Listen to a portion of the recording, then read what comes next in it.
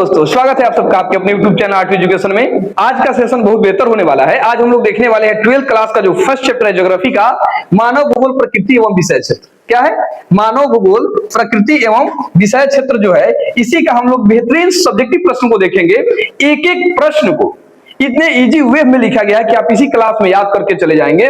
तो अगर आप वीडियो में आ चुके हैं तो अंत तक जुड़े रहिए, बहुत बेहतर होने वाला है आज का सेशन, आपको बहुत मजा आने वाला है ना। तो देखिए, ज्योग्राफी का जो पहला चैप्टर है वह है मानव भूगोल प्रकृति एवं विषय क्षेत्र। इसमें मुख्य रूप से मानव भूगोल के बारे में अध्ययन करना है और प्रकृति के बारे में कि मानव जो था उसका प्रकृति के साथ कैसे संबंध रहा है, कैसे जीवन जीता है, इसी को लेकर के। तो आइए बिना देर के बढ़ते अपने प्रश्न की ओर। और पहला प्रश्न आपके सामने देखिए, कितना प्यारा सा प्रश्न है कि मानव भूगोल को परिभाषित करें। आप इस क्वेश्चन का लेवल देख लीजिए, 2015 में पूछा हुआ है, उसके बाद 17 में, 19 में, 21 में, 23 में, लगातार ये प्रश्न कई बार पूछे हुए हैं एग्जाम में। और ज्यादा संभावनाएं बनती है कि आपके 2027 में, चाहे आने वाले आगामी जो एग्जाम है उसमें भी पूछा जा सके। तो बहुत बेहतर प्रश्न बन जाता है कि आखिर मानव भूगोल की परिभाषा दे। देखिए, मानव भूगोल के पिता है रैटजेल। कौन है?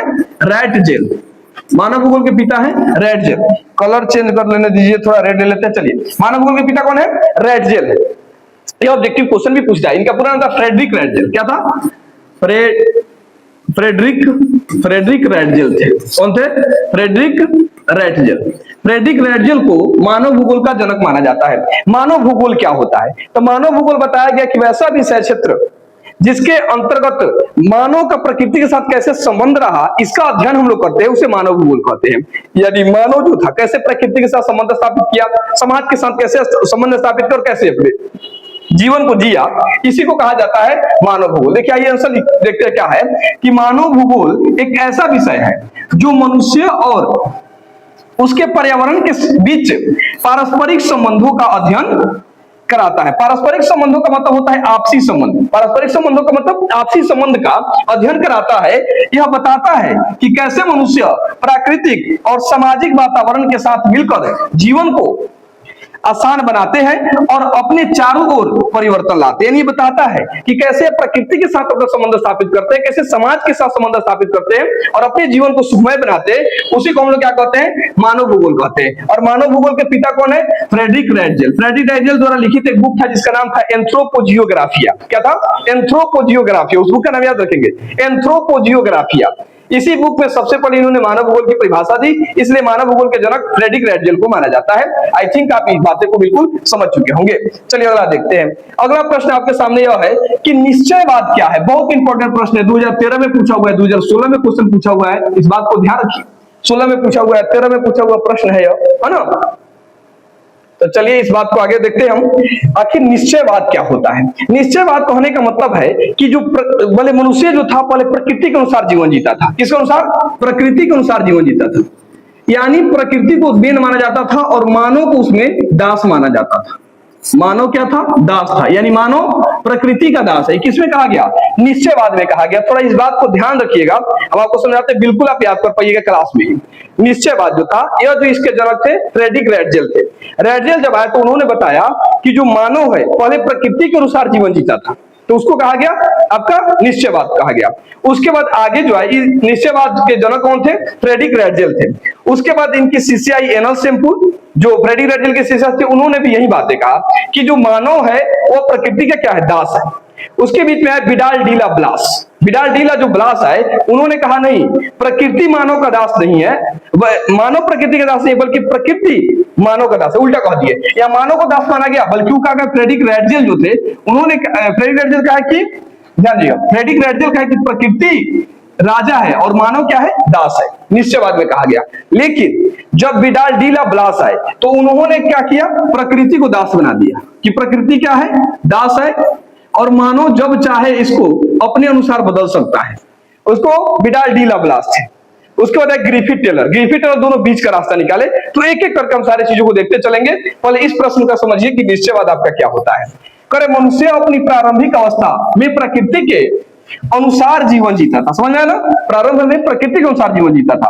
प्रकृति के अनुसार अपने को ढालने की कोशिश को ही पर्यावरणीय निश्चयवाद कहते हैं। समझ में आया? एकदम ध्यान रखिएगा। यानी प्रकृति के अनुसार अपने आप को ढालना ही हम लोग निश्चयवाद के अंतर्गत रखते हैं। इस विचारधारा के अनुसार मनुष्य के प्रत्येक क्रियाकलाप को पर्यावरण से नियंत्रित माना जाता है। ऐसा माना जाता है कि मनुष्य का जितने सारे क्रियाकलाप है सब पे पर्यावरण जो प्रकृति है उसका नियंत्रण है, कंट्रोल है। समझ में आ गया ना? चलिए आगे बढ़ते हैं। अगला प्रश्न देखिए। अगला क्वेश्चन आपके सामने 3 नंबर कि मानव भूगोल के कुछ उपक्षेत्र के नाम लिखें। यह क्वेश्चन 2020 में पूछा हुआ है। ये बात को ध्यान रखिएगा, ये भी पूछता है कि मानव भूगोल के कुछ उपक्षेत्र के नाम लिखें। मानव भूगोल के कई सारे उपक्षेत्र हैं, जैसे यहाँ पे लिखा गया देखेंगे। मानव भूगोल के कुछ उपक्षेत्र हैं जैसे सांस्कृतिक भूगोल, सांस्कृतिक भूगोल मानव भूगोल का अंतर्गत आएगा। उसके बाद व्यवहारवादी भूगोल, ध्यान से समझते चलिएगा, समाजवादी कल्याण का भूगोल, है ना।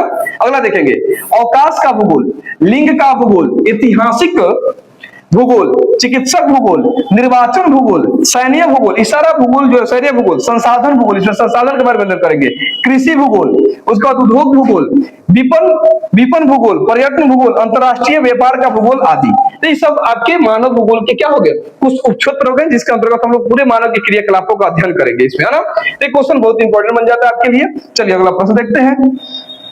अगला क्वेश्चन देखिए 4 नंबर प्रश्न क्या कर रहा है, निश्चयवाद और संभववाद के बीच अंतर स्पष्ट करें। यानी निश्चयवाद और संभववाद के बीच क्या अंतर है, देखेंगे ध्यान से।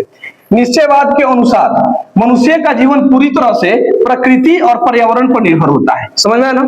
यानी निश्चयवाद बताता है कि मनुष्य जो है प्रकृति के अनुसार जीवन जिएगा, लेकिन वहीं उसी के अनुसार कार्य करता है। जबकि संभववाद क्या बताता है, संभववाद मानता है कि मनुष्य जो है बुद्धिमान है और वह पर्यावरण के अनुसार नहीं बल्कि अपने अनुसार पर्यावरण को बदल सकता है। इस प्रकार निश्चयवाद जो है प्रकृति को प्रधान मानता है और संभववाद जो है मनुष्य को प्रधान मानता है ना। और संभववाद जो है इस संभववाद के जनक, संभववाद के जो जनक है आपके,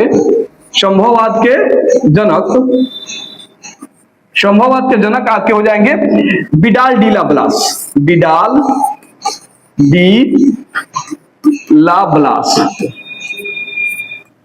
विडाल डी लाप्लास इसके जनक है। और विडाल डी लाप्लास बताए कि जो है इसमें राजा कौन है, यानी मनुष्य है, मनुष्य को राजा बताए, संभववाद जिसका जनक कहा गया था। समझ में आ गया ना। और निश्चयवाद में माना गया, जो यहाँ पे निश्चयवाद इसमें माना गया जो मेन है, निश्चयवाद में माना गया प्रकृति जो है राजा है और मनुष्य दास है। इसमें माना गया संभववाद में कि आपका प्रकृति दास है। क्या है, प्रकृति दास है मानव का। ऐसे करके क्लियर हो गया नहीं। चलिए अगला प्रश्न देखते हैं, आइए फटाफट बढ़ते हैं। अगला क्वेश्चन देखेंगे, आर्थिक भूगोल के 2 क्षेत्र के नाम लिखिए। आर्थिक भूगोल के कई सारे उपक्षेत्र हैं, एग्जाम में 2 ही पूछता है, जो भी पूछे लिख दीजिएगा। 2023 में यह प्रश्न पूछा हुआ है आपके एग्जाम में, तो आइए देखते हैं उत्तर इसका क्या होगा। आर्थिक भूगोल के कुछ उपक्षेत्र के नाम निम्नलिखित है। पहला प्रश्न लिखेंगे संसाधन भूगोल, है ना।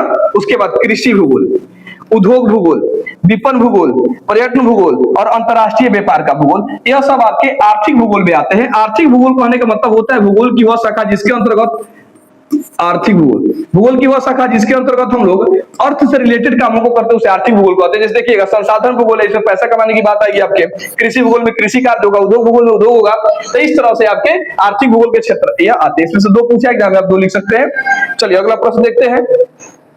अगला क्वेश्चन आपके सामने 6 नंबर, संभववाद या संभावनावाद, दोनों सेम है। संभववाद या संभावनावाद क्या होता है, संभववाद या संभावनावाद क्या होता है। यानी इसमें क्या था कि मनुष्य जब चाहे, अभी हम लोग इस पे चर्चा करते हैं, मनुष्य अपने अनुसार प्रकृति को बदल देगा, अपने अनुसार प्रकृति को बदल देगा। किसको बदल देगा, प्रकृति को क्या करेगा, वह बदल देगा, प्रकृति को बदल देगा। ये बात आप बिल्कुल ध्यान रखिएगा, समझ में आया ना बात। यानी इसे बताया गया संभववाद में कि मानव जो है प्रकृति को अपने अनुसार जब चाहे वैसे ढाल लेगा, उसको कहा गया संभववाद, जिसके जनक थे विडाल डी लाप्लास, हम लोग अभी चर्चा किए हैं। तो ये पूछा है कि संभववाद कहिए चाहे उसको संभावनावाद कहिए, यह क्या होता है। चलिए आंसर देखेंगे। संभववाद या संभावनावाद वह विचारधारा, वह विचार है जिसके अनुसार मनुष्य प्रकृति पर पूरी तरह निर्भर नहीं होता है। यानी मनुष्य प्रकृति पर निर्भर नहीं है, बल्कि वह अपनी बुद्धि और तकनीक के सहारे पर्यावरण को अपने अनुसार बदल सकता है। संभववाद मानता है कि प्रकृति कुछ सीमाएं तो देती है, लेकिन मनुष्य उन सीमाओं के भीतर अपनी इच्छा अनुसार कार्य कर सकता है। यानी बताता है संभववाद, बिल्कुल इतना इजी भाषा में याद ही रखिएगा कि प्रकृति को मनुष्य जब अपने अनुसार बदल लेता है तो उसी विचारधारा को हम लोग संभववाद या संभावनावाद कहते हैं, जिसके जनक आपके हैं विडाल डीला ब्लास, या तो ब्लासे कर दिए थे, दोनों में विचार अलग अलग हो गया था ना, फ्रेडरिक रेटजेल का और ब्लास का। क्लियर। अगला प्रश्न देखिए, आइए अगला क्वेश्चन आपके सामने 7 नंबर, नौ निश्चयवाद का अर्थ क्या होता है और या नौ निश्चयवाद क्या है। नया नौ निश्चयवाद नियम बना जिसके जो जनक थे ग्रिफिथ टेलर थे। कौन थे? ग्रिफिथ, ध्यान रखिएगा, ग्रिफिथ टेलर।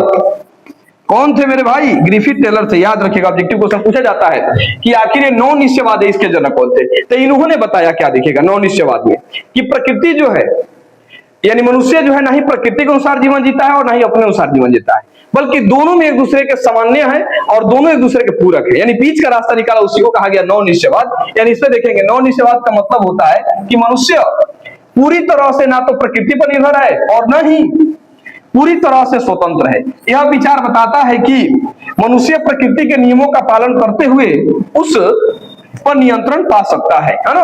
उसे बीच का रास्ता निकाला कि कोई किसी का दास नहीं है, कोई किसी का राजा नहीं है, दोनों एक दूसरे के पूरक है, दोनों एक दूसरे के से संबंध रखे और मनुष्य अपना जीवन यापन कर सकता है। यह आपका है नौ निश्चयवाद, जिसके जनक कौन थे? Griffith Taylor. की बात बिल्कुल ध्यान रखिएगा। आइए अगले प्रश्न की ओर बढ़ते हैं और अगला क्वेश्चन है 8 नंबर आपके सामने, प्रकृति का मानवीकरण से आप क्या समझते हैं। प्रकृति का मानवीकरण कहने का मतलब यह होता है कि जो मानव, देखिए क्वेश्चन क्या है कि प्रकृति का मानवीकरण, प्रकृति को मानव के अनुसार बदल देना ही क्या कहलाता है कि प्रकृति का मानवीकरण कहलाता है। देखेंगे प्रकृति का मानवीकरण का मतलब है कि मानव ने प्रौद्योगिकी और सांस्कृतिक परिदृश्यों के माध्यम से प्रकृति को बदलकर उसे अपने अनुसार ढाल लिया है। इसे भूगोलवाद में, इसे भूगोलवाद के रूप में देखा जाता है, जहां मनुष्य प्रकृति को अपनी इच्छाओं के अनुसार क्या करता है? संशोधित कर लेता है। आप नॉर्मल समझेंगे प्रकृति का मानवीकरण क्या है, यानी प्रकृति को मानव अपने अनुसार जब ढाल देता है तो उसी को हम लोग क्या कहते हैं? प्रकृति का मानवीकरण कहते हैं। इतना बात ध्यान रखिएगा, बड़ा सा याद हो या ना याद हो, इतना याद रखिएगा ये बातें कि प्रकृति को मनुष्य के अनुसार ढाल देना, मनुष्य के अनुसार ढाल देता है, उसी को क्या कहते हैं हम लोग? प्रकृति का मानवीकरण कहा जाता है। चलिए अगला प्रश्न देखते हैं और अगला क्वेश्चन आपके सामने है प्रश्न नंबर 9। इसमें कुल टोटल 10 प्रश्न रखा गया है कि दो जर्मन भूगोल वेताओं के क्या कीजिए नाम लिखिए। कि दो जर्मनी के भूगोल वेता के नाम बताना है आपके, जिनके नाम निम्नलिखित है। पहला 1 नंबर में जानेंगे फ्रेडरिक रेटजेल जो थे, ये भी आपके जर्मनी के रहने वाले थे। कहाँ के थे? जर्मनी के रहने वाले थे और ये भूगोल के क्या है? पिता है, मानव भूगोल के पिता है। किसके पिता है? मानव भूगोल के आपके पिता है। मानव भूगोल के पिता कौन है? Friedrich Ratzel. लेकिन भूगोल के पिता कहा जाए, किनके कहा जाए? भूगोल का पिता कहा जाए तो भूगोल के पिता लगे, ये बात आप ध्यान रखिएगा ना, भूगोल के पिता अलग है। अच्छा, भूगोल शब्द के जनक अलग है। भूगोल शब्द के जनक है इरेस्टोस्थनीज। भूगोल शब्द जो दिए हैं नाम, वो कौन दिए? इरेस्टोस्थनीज। लेकिन अगर आपसे पूछा जाए कि भूगोल के पिता कौन है ना, तो भूगोल के पिता अलग है। चलिए आगे देखें। दूसरा अलेक्जेंडर वान हम्बोल्ट, ये भी क्या थे? ये भी जर्मनी के ही भूगोल वेता थे। आई थिंक आप यह प्रश्न को समझ चुके होंगे, 9वां प्रश्न। चलिए अब लास्ट प्रश्न देखते हैं इस चैप्टर का। 10 नंबर क्वेश्चन आपके सामने यह है कि आर्थिक भूगोल के 4 तो क्वेश्चन देख लीजिए ना जी। आर्थिक भूगोल के 4 उपक्षेत्र के नाम लिखे। आई थिंक आप इस सारे प्रश्न को समझ चुके हैं। इसमें हम लोग चर्चा करते थे आर्थिक भूगोल के जो क्वेश्चन नंबर बीच में मिला था। तो फिर हम आपसे मिलेंगे नेक्स्ट वीडियो में। तब तक के लिए जय हिंद, जय भारत, बेस्ट ऑफ लक।